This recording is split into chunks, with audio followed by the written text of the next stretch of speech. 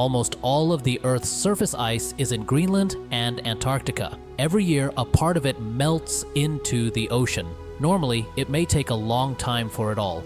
But what if something melts so fast, it's all over the world's surface overnight? Imagine waking up to find that sea levels have risen a staggering 66 meters overnight. New York, Shanghai, and London would be underwater, and up to 40% of the world's population would be displaced.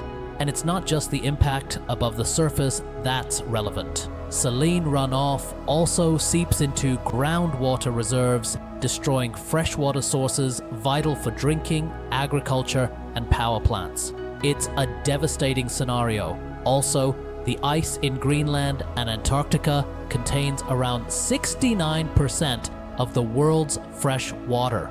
As it melts, the fresh water flows into the oceans, disrupting ocean currents and weather patterns. For example, the Gulf Stream warms northern Europe and depends on thick, salty Arctic water. But if the fresh water becomes saturated, it can weaken or stop altogether. This could lead to a drastic drop in temperatures in northern Europe, and some experts suggest a little ice age.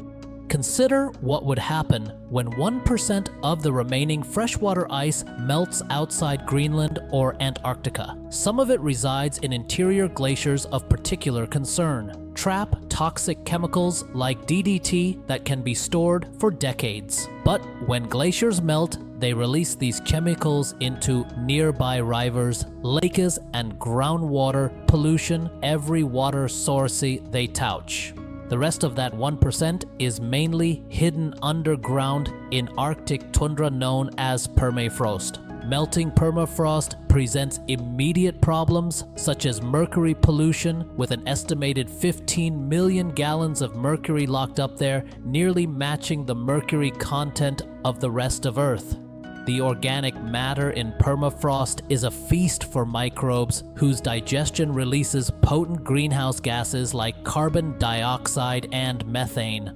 Although it will not seem significant, the consequences are far-reaching. The predicted little ice age in Europe? Forget it. Global warming may cause rivers to evaporate, leading to widespread drought and desertification. Moreover, the excess water vapor in the atmosphere will intensify storms, floods, and hurricanes, making the newly established uninhabitable. Instead, there will be massive migrations towards what's left of Canada, Alaska, the Arctic, and Antarctica. You are correct. Forget it. The likelihood of such a catastrophic event occurring is very low. Nowadays, there is enough ice to cover the entire continent of North America in a mile-thick layer. But when we hear about record heat waves or unprecedented hurricanes, it's a reminder that things could escalate. Scientists say that even an increase of 1 degree Celsius in global temperature can lead to irreversible consequences of climate change. So while it's true that things could get worse, it's important to take action now to prevent further escalation.